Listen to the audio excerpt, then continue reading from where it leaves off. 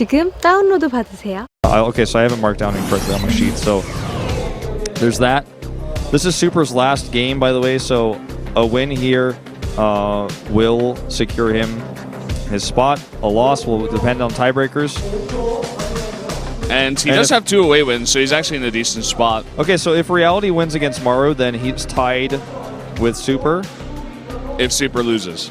If Super loses. Yeah. And they will both be on the same away win, so there will be a tiebreaker between the two of them. Maru will be out, of course, if that happens, because he'll have 6 losses. So... And then what about Hero? If Hero loses, then he only has 1 away win. So he'll be out. Yeah, he won't but be eligible. But if he wins, then he gets through. That's right. So the only tiebreaker potentially is the one between Reality and Super. If Hero loses and Maru loses, then Super and Reality are actually on top because Zess is already through and they need 2 other players. So there won't be a tiebreaker match, just those 2 players who are 5-5 with 2 away wins will get through. And that just really speaks to how close this group really is. That's true. That's actually kind of crazy that would be the case. Yeah. All right, we solved it, guys. We solved it. Yeah, we're getting it. And I don't know. I mean, Reality's going to have to beat Maru. It's going to be a hard match, but he could do it, you know? It's definitely a possibility. I think the fact that Super's going up against Losira here, he should be very confident. Let's see how it's going to go down now in game number 28.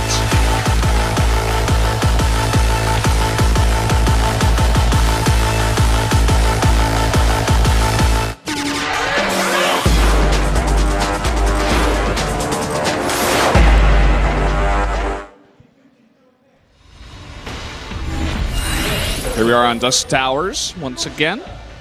Down here in the bottom left, it is Super in the red. He's wearing blue there, but he's the red Protoss. And up to the top right, in blue, the Zerg player, it is... Oh, I was going to say it. I don't know why I didn't... oh my god. I'm falling apart. I was waiting for the GSL voice to come in, even though we don't do that here, is what I was trying to say. Anyways, it's Losira. Wow. Okay. Hanging in there. Yeah. I mean, you just got off a plane yesterday. Yeah, I literally got off a plane, ate food, and went to sleep. And the second I woke up, I came here. And I'm also sick. But this group though is also sick, so I had to be here. Everybody's sick. And Losira is sneaking in buildings left and right as Super tries to block them and has no luck. Misses the hatch block, which is why he sent out the probe so early in the first place.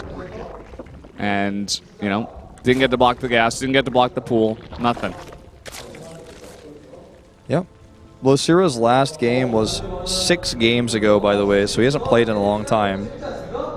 Some fans here of Super, I'd assume. Of esports. Well, yeah, it's just an early game here. Losira not doing anything crazy this time. Saw him be very aggressive at the beginning of the group, but then started to kind of play a little bit more macro-oriented towards the end of all things. Overlord's coming across the map.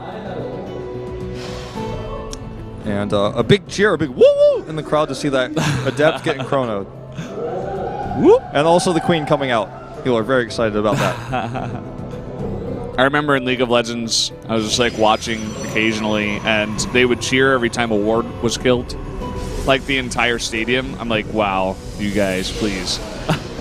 A ward? Like, yeah. Like a site ward? Like, yeah. Like, what? Okay, interesting. Every time they killed a ward, they would cheer. I think that might be the first time I've ever seen a cheer for a chrono. Like, sometimes you'd see, like, a cheer for a chrono on Warp Gate Research for a 4 gate when you knew a 4 gate was coming. So it was like, oh, he's doing it, but... Or just a chrono that happened to coincidentally come down with, like, a carrier or something. But in this case, it's like, all right, guys, that's just a chrono. Yeah. It's pretty standard, in fact, to get that first Adept out for scouting information. Losira he's gone off the wall, man. He is going for a Baneling bust. And it's about to get scouted, and there it is. Super, man, I think he's getting out. I think he's going to win this game. I think he should be able to hold. He has all the information he could ever want. He even gets out with this Adept. He also sees all the links that are masked up. This Oracle is going to be huge. I wonder how he's going to use it exactly. Because if he just saves it and keeps it at home, it's like... That alone should be enough to defend. With a tight wall up here at the top. Can actually make it even tighter, which is exactly what he's doing to make an extra gateway. Okay, he's just going to make that pylon instead. Yep, leaving the Oracle. Look at this. This is just like, you're never going to, it's just not going to happen. He's not even going to do it, though, I don't think. He's just going to make a... This transition, drones. I guess. Yeah. Yeah. But he did commit to a lot of Lings and the Baneling Nest. The Baneling Nest, he can go into that style, the Ling Bane style anyway, but didn't want to have it this early. I guess Super also committed to a lot of pylons. So, like... You can tell Super really wants to win. He's like, no, I'm going to make the biggest wall of all time. I'm switching to Terran. I'm playing Protoss, but I'm playing Terran now. I think it's warranted. This game isn't over yet because Losira did not commit. He's still behind. He's behind in workers, and Super can take a pretty easy third base now with a second Oracle, as well as his Mothership Core, and all the Adepts he can warp in, and he's even going to go Zealots just for extra cheaper safety. Look at this, Sentries here. Sir can't even commit to that. If he did, he'd lose all of his Lings, which meant he might die to a counterattack. Trying to go over there and grab the probe, doesn't get that. And, oh, ooh, nice force fields. Like you said, I think he really does want to get out of here, man. I don't know. It's his last game of the night. He's one win away. And he's playing against a guy who is already knocked out, who seems to just not really care that much. He's like, no, just Baneling all in him on Dusk Towers, right? Obviously, when it gets scouted, he's like, oh, well, my Gambit is out in the open, so I have to stop here. But definitely not a common build. Uh-oh. Gonna lose an Oracle. Ooh, close. 4 health. Yeah. Well, he didn't lose it. Yeah. So not only was I wrong, but also it's going to live to do more damage later on in the game. He's just going to walk across the map and kill him.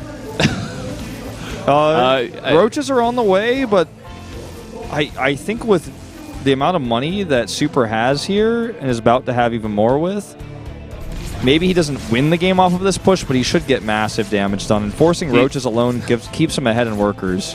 Yeah, I think with this army, too, he can force field the ramp if he gets there quick enough and just go from there. Although he doesn't have a warp prism, so can't really reinforce. I think this is just a pressure play into recall. To try to kill as many queens and drones as he can, force more units, and then recall home. There it is. 2 queens, and he gets out 3 zealots. 300 minerals for 300 minerals? Okay. Hey, Queen, don't attack that hatchery. That's your hatchery, Queen! That's your hatch! She's gone mad. She's all right. She's okay. Everybody relax. Now she's on the attack. And I think Super knows this. He saw so many roaches. He's like, okay, time to set up the pylons. Get that Robo out as well. Start making some immortals. And try to defend here. Yep. All right, Ravager's coming up. Already scouted. And it's going to be targeted down. Very well done. Oh, that's really nice. What are you going to do? I mean, are you just going to cancel it? I think you actually do cancel some of those. Yeah. But you can still do that damage. Yep. This is taking away a ton of the power. He's killed 3 Ravagers. 1 is very low. Look at all the photon overcharges that are already in place. Uses 1 and a force field to get a kill. Nearly gets 2 more. Those are going to have to regen, which will take a long time, so they might as well be dead. The Oracles could come over and kill him.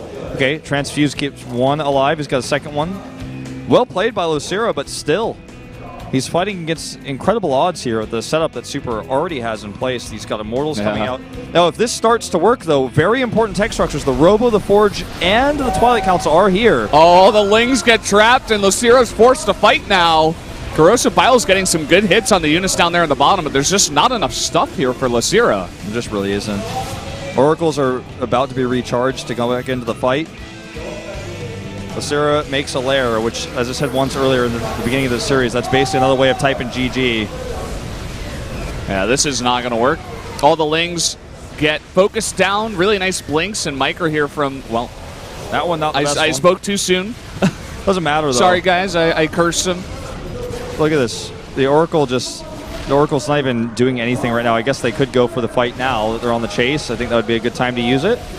Saving the energy for now, though. Stalkers blink forward for the chase. You just got to turn around. You have to fight this.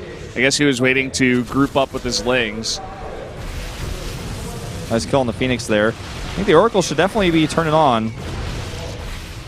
Not entirely sure. I'm like looking at your screen. I guess he doesn't have a ton of energy, but he has enough. Now they're dead. Now they have 0 energy. But you can't run away from Blink Stalkers. He has so many force fields available as well that these Lings are kind of irrelevant. Oh, looks scary, but wait till the force fields come down. Well, he doesn't really get some good ones, but he just has enough stuff. He's going to blink forward, and it looks like Super's going to advance. Looks that way. Losira tried an all-in. It failed.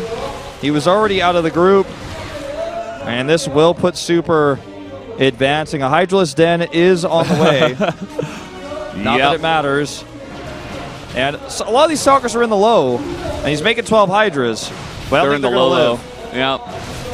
There you go. Just blinking away. Very safe end to this game. He wants to close it out. GG. Super will advance. And a big cheer from the crowd as Super himself doesn't even seem to believe it.